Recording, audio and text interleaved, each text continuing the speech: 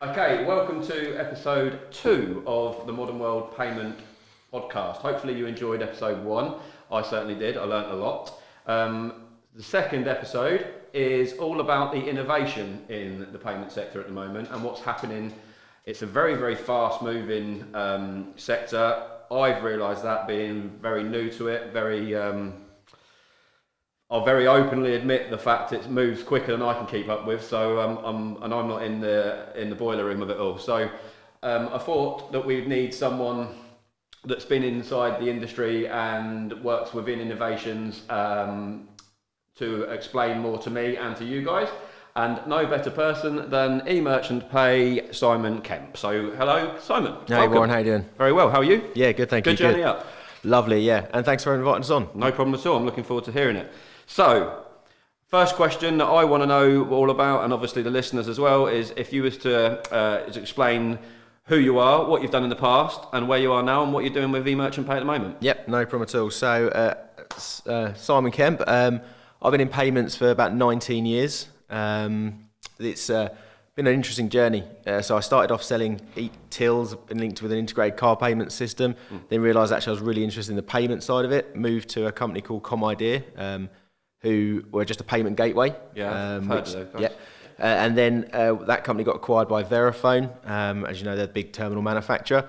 Stayed there for about 7 years, and then sort of dealing with tier 2 retailer, online, as well as chip and pin terminals. Then got an offer to go and work for a company called West Coast. West Coast is a £2.4 billion IT distributor based up in Reading. Okay. And they wanted to get into payments, didn't really know how, so I went and started and built up their payments division. Okay. Stayed there for 3 years, had some really good fun and really good learning. It's quite nice working for what is fundamentally a startup, but backed by a very big business. Yeah. So that was nice. Then moved to work with a friend of mine at a company called Blue Scorpion, which is a data security company, all about the payments, making sure that the payment terminal sits in a really secure network. Mm-hmm. And then joined eMerchant Pay in January of this year. Okay. Yeah, January. Yeah, I'm trying to think. Was it January? Yeah, it was. Yeah. It flies. February. Who knows? Don't even know what month it is now. So, what's your role with inside Merchant Pay at the moment? So, eMerchant Pay. That's eMerchant Pay's been around for since 2002. Mm-hmm. So, the background for them was always online, sort of adult gaming, gambling industries, and then about 2015, I think they made a decision to become what would be deemed as an omni-channel. So, you can provide card payments online as well as face-to-face. Okay. So they acquired a card payment solution. Yeah. And then it's about bringing the eMerchant Pay name. So my job is really to go out there and sort of really introduce the retail division, the retail industry and the payments industry to eMerchant Pay, who've sort of sat in the outskirts of it. So they're not very well-known brands, but my job is to make sure that brand is brought back into the forefront of retail in the UK. Brilliant. Has eMerchant Pay got a direct sales force as well as an ISO channel? We have, yes. Yeah. So there's a partner channel, as we call it, and then a direct team. But because those two channels are very foggy. They're direct and partner. It's kind of you sort of amalgamate. You do a little bit of each. So I technically sit in the direct team, but have a number of partners working with me as well. Okay, great stuff. Okay, so the first question that I'd like to know, and I'm really interested to know, because I'm very, like I keep saying, I'm new to this game. So I've seen some changes move since I've only been in this for 18 months, realistically, on the peripheral. Yep. And in them 18 months, things have changed loads. Mm-hmm. The introduction of new technology, new companies, new tech. Obviously, fintech is blowing up at the moment. My question to you would be, in the last 5 years, what developments do you think have happened that are groundbreaking? What's the biggest change in the last 5 years for you? Okay, so I think for me, the biggest change has got to be being able to use your smartphone as your payment. It is beyond. It's taken what has you always had to carry your cards with you. Yeah. In my lifetime, if you like, we've gone from being able to checks, cash, the signature, chip and pin, contactless, smartphone, paying with your face, paying with biometrics, paying with retina. I mean, but the biggest one has got to be Apple Pay, Google Pay, Samsung Pay, enabling you to make a payment of any limit, over £30 with your smartphone is by far the biggest jump. And it kind of then leads on to what's next. It's such a really nice, it's almost like white canvas. You know, you can just say what is going to be the next thing. But for me, the Apple Pay has got to be the big one in the last 5 years, without a doubt. Even bigger than contactless payments?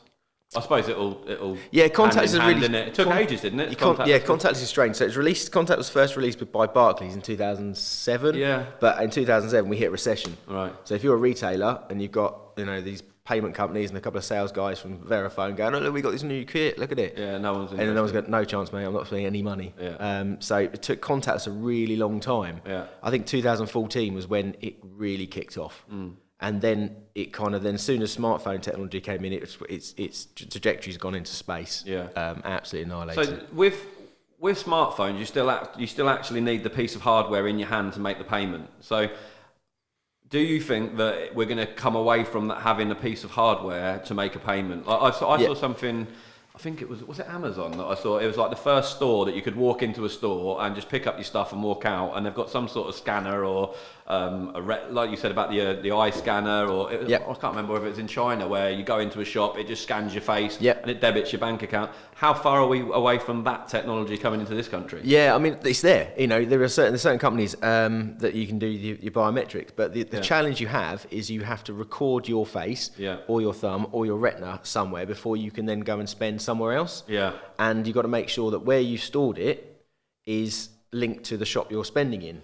Think of it, so your card number is stored by Visa, and Visa has a reach across everyone. Yeah. You'd have to go and store your face with someone like Visa. So that is the big challenge that all these companies have of bringing out this really cool tech, is how do you get mass penetration? Would Visa not be interested in something like that for innovation? They haven't told me they are, but they probably could be. Yeah. I mean, it's what is next. It's kind of like thinking, well, what can replace the card number? Yeah. And your card number is still on your smartphone, so it's still a card number. You could, the thought process is, could you walk into a shop completely naked with nothing, put all the clothes on you want to buy, and then pay with your face? Yes, the technology's there to do it, but how many people want to register their face with an unknown entity? The big challenge that we have as an industry is getting mass penetration and the general public to really understand it and buy into it. Yeah. I think there's loads of other topics you can lead on to with that in mind. But no, I think the technology is there. We work with a company that have done the biometrics, because you've got to make sure the thumb's got the heartbeat going through it, so that's how it registers. So so you're paying by your thumbprint. Yeah, exactly. But it's not just your thumbprint or your fingerprint; it's the heartbeat of your blood going through the thumb as well. Right. And that's unique to each. So I've got a different tone, if you like, to what you've guys got. So it's really, really interesting. But I think there's definitely going to be another move. But I think we're so ingrained as a society into our smartphones. Yeah. It will take a serious shift to move away from the smartphone. Yeah, I think you're bang on. One thing that I don't know whether this exists, but someone spoke to me about recently was, I've got a 9-year-old daughter, and I don't like giving her cash. I don't like so a perfect example. This Sunday we went to a fun day. So she kept coming back to me, Dad, I want some money to go on this. Dad, I want some money to go on that. Dad, I want some money for a burger. Dad, I want. So every 5 minutes, 30 quid later. Yeah, exactly. And you're gone.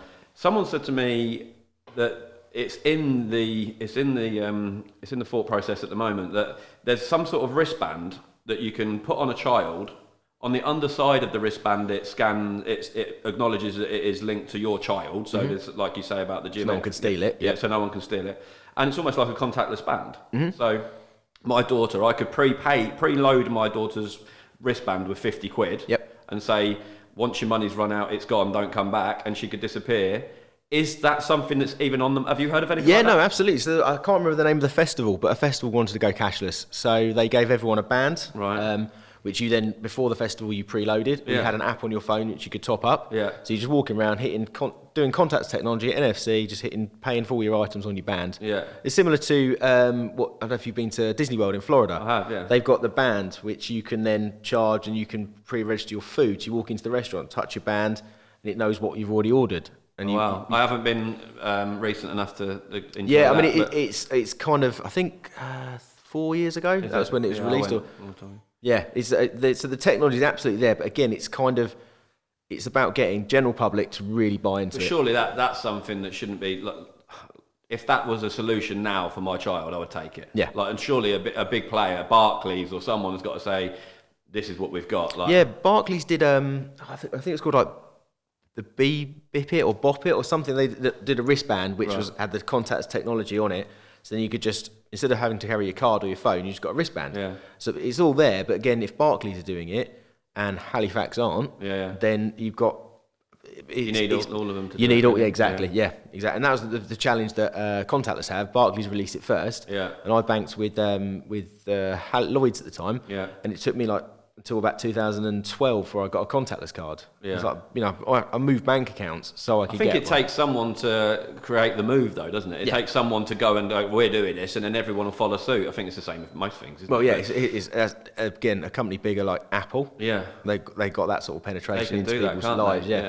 I think that's I've never seen whether that was just a conversation I was having with someone, and I thought, because I explained in the problem I just had then with my daughter coming back every 2 minutes asking me for money. Well, I thought that's an ideal solution. If that was on the market and I could do that for my daughter, I'd 100% do it. Agreed. I think the only challenge you've got though is the use case that you've given there. It means all of the they all need to take contact. Exactly. And that's another problem that we, as an industry, we have is that. I go across it now and I take the kids to the beach or something, and the ice cream guy doesn't accept cards, and I almost subconsciously never carry cash because I'm like, I'm in this industry, I'm going to force myself to always use payment cards, and if he doesn't accept payments, my kids go without, and then I look like a really bad parent. I did. Funnily enough, the exact example you gave me was used at the weekend there. So our ice cream man didn't take cards. So if you're out there and you're selling ice creams,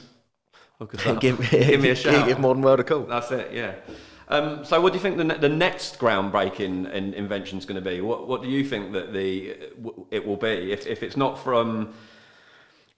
body payment, so to speak? What would it be? So the next big one that I think is coming down the line is in the UK retail is getting rid of the traditional till, if you like, and we're getting there. We're just getting there slowly. There's like the clover.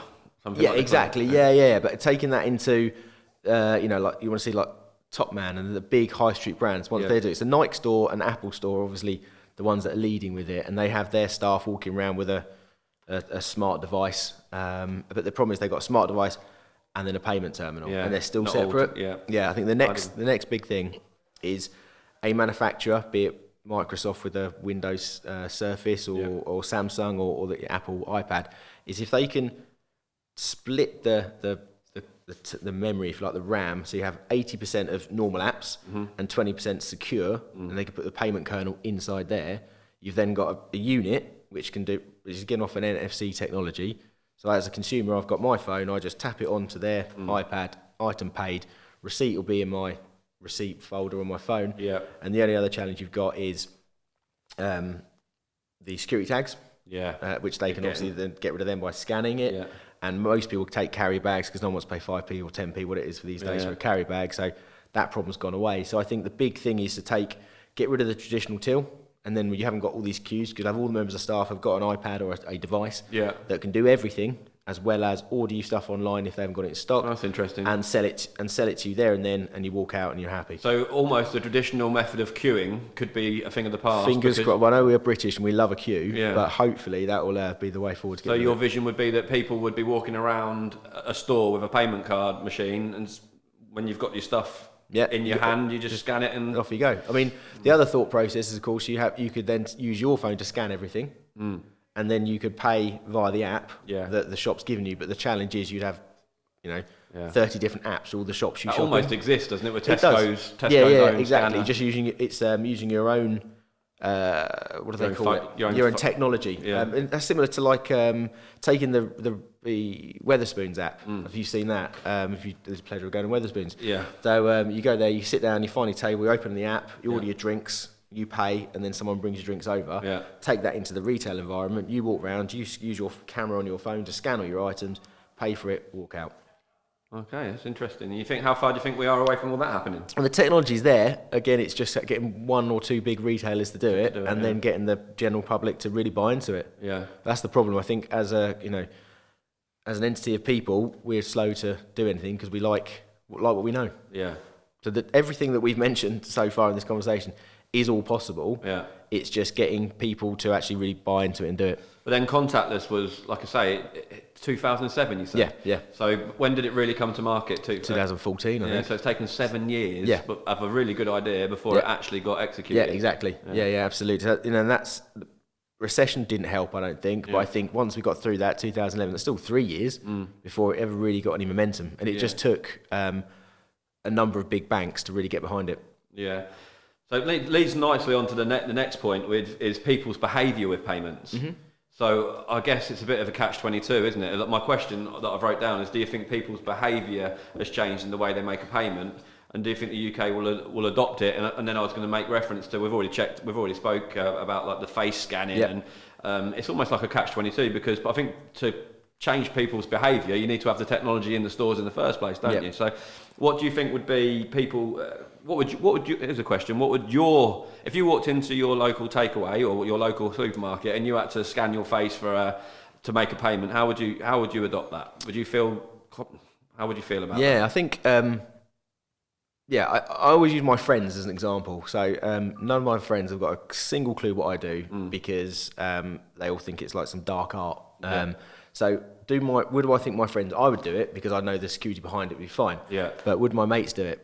Probably not. I was having a conversation with them. We were out for dinner last week, and some of them weren't even aware that you could spend over £30 on Apple Pay. Right. I think no would be the answer. I think a lot of people would be scared of why they want a photograph of your face. Yeah. Because that then goes back to the same thing. Well, what are they going to do with that photograph? Because most, my phone you can unlock with your face. Yeah. Once you unlock my phone, then you've got access to all my banking. Yeah. So, That's the thing. There's so many amazing innovations out there that are ready to go to market. But it's until you change people's perception of it and behaviour of how they feel comfortable of making a payment. Like my mum and dad don't even like using their debit card. Right, yeah. Like in case you're talking to someone and they're recording you or like. But again, on that point, it makes me laugh that my grandparents are the same. My granddad refuses to use his debit or credit card in store. Yeah. But he'll happily write his card number down on the back of the Times when he wants to get a new subscription. Yeah. Like this makes no sense. It's amazing, isn't it? Yeah. God bless them all. Yeah, indeed. I find it really interesting because you're kind of waiting for the big boys to adopt this so that the rest of it catches on. But then you walk. A perfect example here is that I walked into B&Q this weekend to buy something, and they didn't even accept contactless payments. Didn't accept contactless payments. Yeah, no, and they're one of the monsters of So if they're not going to stick their neck out and say, yeah, come on, let's try some new tech here, let's innovate. It's no surprise that these bigger companies, Toys R Us, people that are failing to innovate and. They're all going pop because of the failure to innovate. Apple and, do you know what I mean? They're the companies that you want to be. Yeah, exactly. And we, when I was at Verifone, we had an RFP come through from, I mentioned the brand, but a very big retailer. And I think line 2 was, we want to adopt the Apple Store mentality. Yeah. It's like, you're not Apple Store though. Yeah. What you sell isn't phones. Uh-huh. So it's very difficult. And I think, you're absolutely right. There are some big retailers out there that I've gone to these. We do not accept contactless. Yeah, well, it blows my mind. Madness. Yeah, I mean, if you're selling Rolls Royces, fair play. Yeah. But if your average basket is around the £30 to £50 market, then why? There's no reason. I just think in my example, I just think the technology was that old. They just hadn't updated their technology so that the terminal couldn't accept. Yeah. I'm sure if you went to Mr. whoever it is that was running the branch and said we can do this, I'm sure they would probably want to do it. Yeah, I think that's again you've hit on a bit of a kind of a point that really frustrates me is that there's as a payments industry we make it difficult to innovate as well because we have to. There's lots of got lots of certifications to go through, and if you bought this version, you can't upgrade to version there because you have other free versions. You need to do that, and it's just that's the problem and actually where in the SME space. Because there's less red tape internally to make changes, you can put this really cool stuff down there. That's why, like you mentioned, Clover, apps, just coming in and taking the ground away from other people in the SME retail space, because there's just less red tape and less headaches to go through. Yeah, that actually leads us on to my next point, which is I think is a good point. But with all the innovation around payments, so all the new technology, all the new software. What do you feel about the actual fundamentals of the industry in terms of acquirer, like the way the industry ticks round? Like, do you think the reason I ask is, do you think the introduction of open banking and blockchain could disrupt what we all payments as we know it, like the way that a card machine speaks to an acquirer, and an acquirer then puts the money back in 3 days later? And do you think that it's there to be disrupted? Absolutely is, but again, it's just you've got like the old guard. I mean, that's almost like a question that you've got to take out of payments and put into society, and by putting blockchain in replacement of an acquirer and a bank, you've got to get rid of banks. And that, are we ever going to? I'm not talking tomorrow. No, but I definitely think I can't see. I can see it going that way. Yeah, I agree. 50 years. In 15, 20 years' time, I would say absolutely. Within the next 5 years, no way. It's just that the infrastructure's too big. That's a change in society globally to do that, and I think it's really exciting times. And there's not a lot of people that kind of, we're getting requests now, Merchant Pay, to put in BitPay onto our terminals and onto the web hosted pages, which is really cool. So people are thinking about doing it. What's your stance on what's eMerchant's Pay stance on that method of payment? Yeah, absolutely. We can support it. If that's what the merchant wants to go ahead and do, absolutely, we'd love to help them with it. But again, it's the same question: is how many people that are visiting this website that this merchant's got are going to be paying with that? And there's a cost to implementing that versus Visa, MasterCard. Does that cost being covered by the amount of transactions that are being used by it? So it's almost... Maybe not at the moment, but maybe in, like you say, 15 years or whatever. Oh, there's no doubt. Within my lifetime, we'll see that shift. I just don't know at what point. And I don't think it's going to be sub 10 years. Right. It's really interesting point. I think that that's the one element of the whole payments conundrum that hasn't been disrupted for a long time. And it's... Obviously, I haven't got the knowledge or to even talk about how it's going to happen, but it just seems that that's the one bit that could be. Yeah, no, I think so, and I think you've got look at payments, how it's kind of evolved over the past 20 years. Back in you'd have remember the old zip-zap machines. They lay the card zip. Yeah, so you do that, and then you'd put that, and someone would sign it, and then those sheets would be sent to the bank, and the bank would then go through them and move. That wasn't, when you think about it. Well, how long was that? 20 years ago. I remember using them as a kid. It was my mum and dad using them, me watching. Yeah. So I thought, and I'm only 22. yeah. So I'm 37, and I remember when I was at probably first year of secondary school. Yeah. What's that? 11. So that's 20 years. Yeah. So that's not a long time ago. We've gone from that to. Do you remember the machines that you used to slide the check into? Because my first job was at Halfords. And someone paid by check, and you take the check and you slide it on the till. There'd be a reader, and it would print the check, and you give it to the customer who sign it. That's in my working lifetime. So it's not long. So if you fast forward another 20 years, the possibilities could be. And the fact that how technology is evolving now is I'd like to think there's been a bit of a step change in how quick things are evolving. It's frightening, really. What my kids are going to experience when they're my age. Exactly. I mean, looking at Amazon and the Alexa app and the dot in your house, and that is going to change how we shop in a big way, and it already is. So I think if by putting the payment, if you can put payment technology or some sort of preference, so we use our Alexa app at home, so you put the food shopping in. So you just Alexa add this, Alexa add that. But then if that's linked to Tesco's, and then that food turns up on a Tuesday, and it's Alexa app's already got my payment in, I've not even done anything, I'm just doing it on a regular basis, then that move can happen probably within the next 12 months. And then it's how do we take that and go on and go on. So it's interesting. 20 years is not a long time. It's not a long time in the space of time, but in the world of payments, it's a lifetime. Monstrous. Yeah. My dog thinks it's called Alexa. The amount of time. So what's your thoughts around technology becoming more efficient than humans? Yeah, good. Yeah, love this bit. I did I was sitting in a hotel reception a few months ago, and I was watching people check in. So they had 4 of those self check-in units, and they had a reception desk. Good example. And the 4 units were empty, and there was a queue of people standing there. And I was looking at the queue, and it wasn't that you could say there's a certain generation that's queuing. There's some some young people and some really old people, and it's like, why? people were nervous of using it. Yeah. But then I reckon if you put those people in McDonald's, Yeah. they'd all go to the self-checkout because it's how easy it is, the perception again of people of how easy it is to use the units itself. So kind of soulless though, isn't it? Going into somewhere and like we're not going to a McDonald's now, and to be fair, perfect. This actually happened only last week. I was in a service station. We stopped on the way back from Leeds. I think it was Wakefield, and there was a massive queue. It went to a KFC. I'm watching myself on my diet, no lettuce. So there's a massive queue, but the queues were in the self-service, and there was a section that's like you could go and order at the counter with nobody at. So there was a person standing behind the till with nobody queuing, and yet the self-service bits there was queues behind everything. And so I just walked straight up to it and ordered it. But I think my worry is that how long before we replace human beings with technology and rip the soul out of every single hospitality venue there is going in terms of ordering your food, checking in at a hotel, even the supermarket checkout's the one that's caused all this.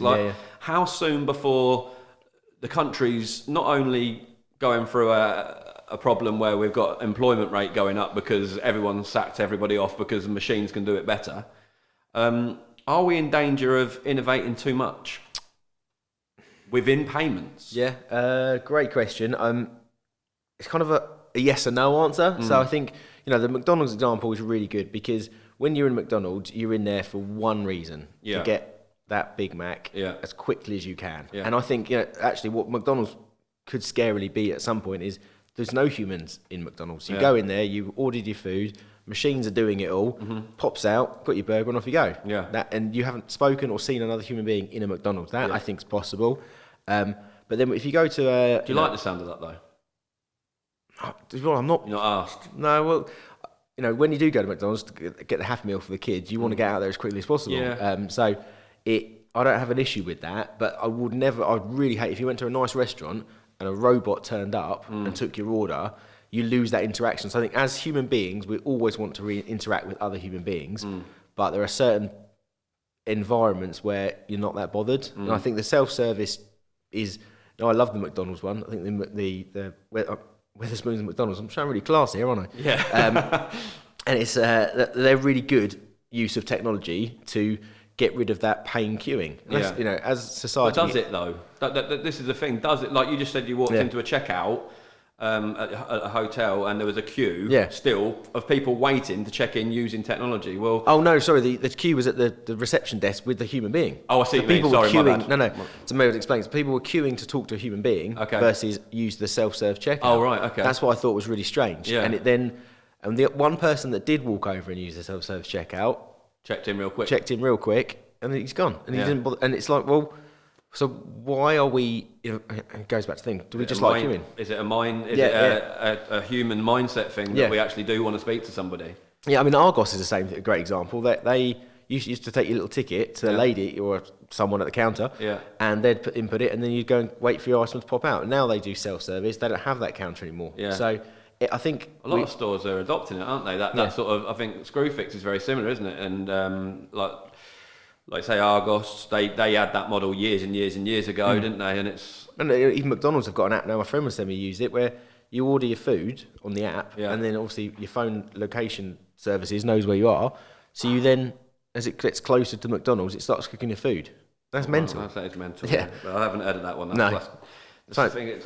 I love innovation. I love hearing about new ideas and how we can solve a problem. I just don't know whether we're taking it a little bit too far, and I think that it might.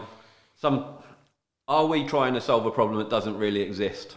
Yeah. That's my. And then by solving that problem that doesn't really exist, we're going to create another problem because people are going to be. How many people do McDonald's employ across the world? They must employ thousands. Yeah. How many people do Travelodge or all these big companies? Yeah. If they're getting rid of all the humans and replacing them with technology, it's going to cause another problem. Yeah, exactly. Yeah, so we're fixing a problem to create two more problems. Yeah. And I think, but going back to sort of payments as its own little bubble, that we definitely innovated and made the payment process quicker, but then at the same time we've managed to slow it down as well. So And I used a terminal in a shop where it was contactless, so bang, really quick. Yeah. And then the terminal asked me a question. I was like, well, do you want contactless to get me through quickly to get rid of your queue? Yeah. You've now slowed me up because you asked a question. Yeah. But that then gave the business some valuable information to make my experience better. It was a feedback question, Yeah, was it? yeah, Not exactly. a, do you want to leave a tip question? No, feedback. So it's a strange, we're using technology to speed things up and then using the technology to slow it back down again. Yeah. But actually, it's all, there's no right or wrong, I don't think. It just depends on the use case that's being used. I think nowadays with data for business as well, like there was a thing in the paper the other day that data is the new oil in business. Oh, like, yeah. It's the most, so any business worth its salt, if they've got any method to capture some data, they're going to do it, aren't they? So that's going to slow.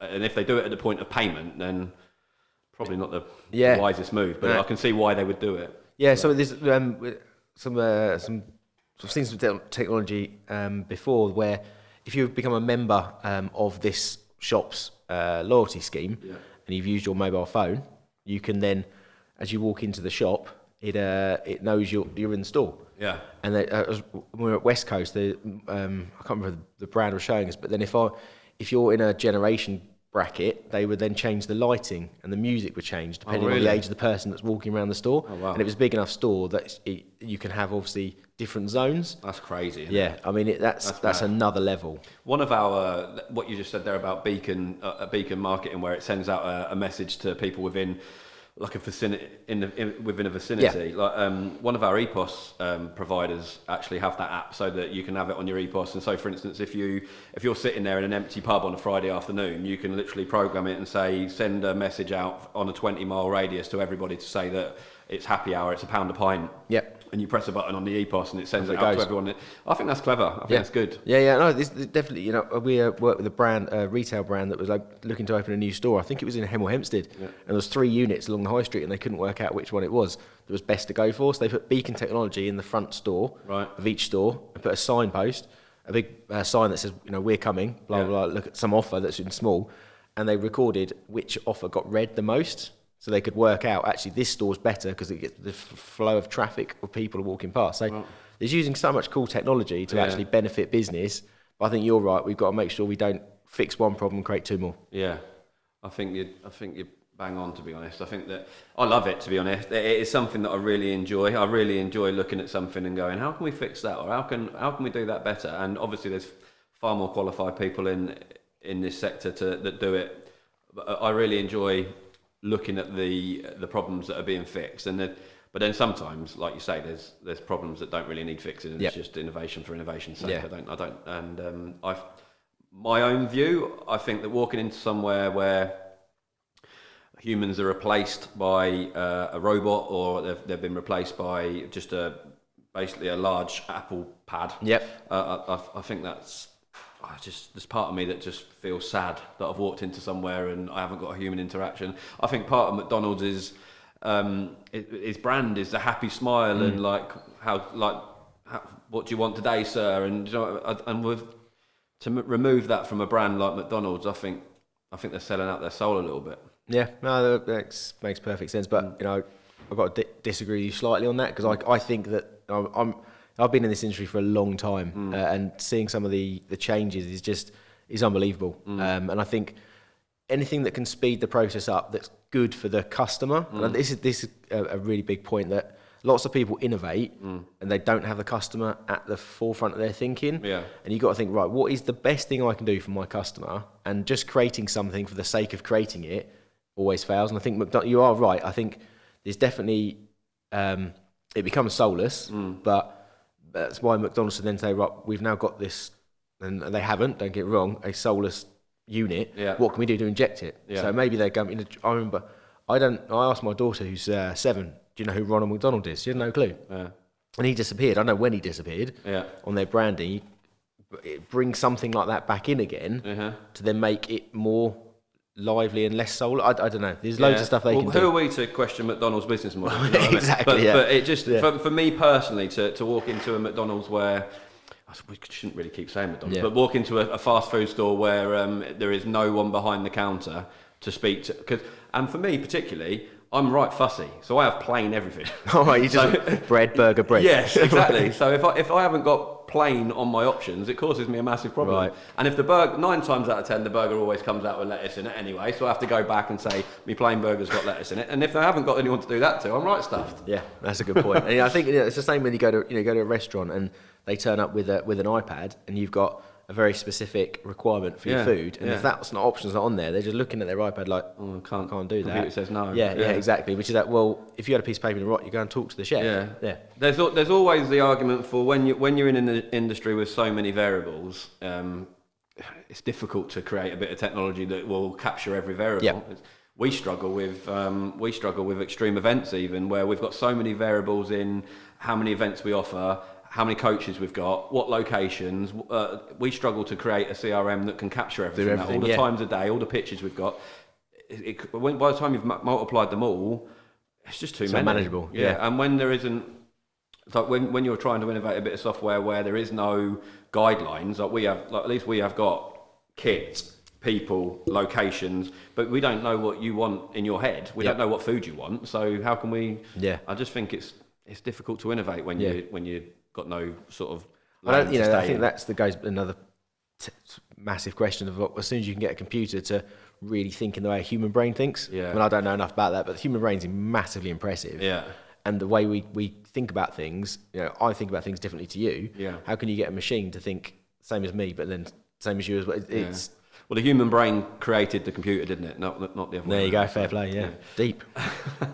Last question, because I've just been waved at by Ollie, unless are you waving for a reason or 5 minutes? Last question. So, how do you feel that technology has changed your life as a consumer? Okay, yeah. Not as the, so sitting on the other side of the fence, so to speak. Yeah, definitely. I think it's made it, I spend less time in shops now because you go in, you know what you want, and I don't go into shops that often anymore because I can do all my shopping online. Sitting at home. Yeah, on the sofa. And then it's so as a consumer, I think it's made my choice easier. I remember when I was younger, Saturday morning was being dragged around the supermarket. Yeah. But my kids don't go to the supermarket anymore because we just bang it all on Tesco's online. Do you think all of these, when companies are innovating, do you think the absolute forefront of all innovation is giving the consumer back their time? Time's the most valuable commodity in the world, isn't it? No one can buy time, right? Exactly, yeah. So if they start with, like you just said, I always want my time. If I don't have to go to the supermarket, I sit at home watching Netflix and order my... Yep. Do you think that's probably the reason why everybody's going down? Like the introduction of Airbnb, I think the introduction of all of these Netflix, like you don't have to go to the video store anymore. Like they're all got the same common theme that they're saving you time. Yep. I think the word convenience has had a bit of a shift, isn't it? Like convenience used to be years ago, for instance, going to booking a holiday as an example. Years ago, the word convenience used to mean you go to your high street and you sit in a chair and you speak to your local travel agent who's been to all these places, is going to give you advice. That used to be convenient, and for the kind of convenience, you'd pay 30% extra. He's going to get it, right? Yeah. But now you've got Airbnb, you've got all the different review sites. You can, hotels.com. I don't think you save yourself any time. I think you spend more time. Do you think? Yeah, oh God, yeah. I think you just walk down the shop, at the high street, sitting there, you're an hour, you've got your holiday, you walk out again. Yeah. I spend a ridiculous amount of time. But it's probably the time, but the convenience. Yeah. You can do it all from sitting at home in your sofa doing it all, whereas you've actually got to physically get up and walk to the stop shop, and then I think the convenience elements are really important. I think that's a shift in people's mindset. Is convenience. I think it's a great question. Do businesses innovate to save their consumer time? Yeah. Or do businesses innovate to get data? Yeah. Going back to your point. Bit of both, I think. Yeah. I think it's a great point. Yeah. Cool.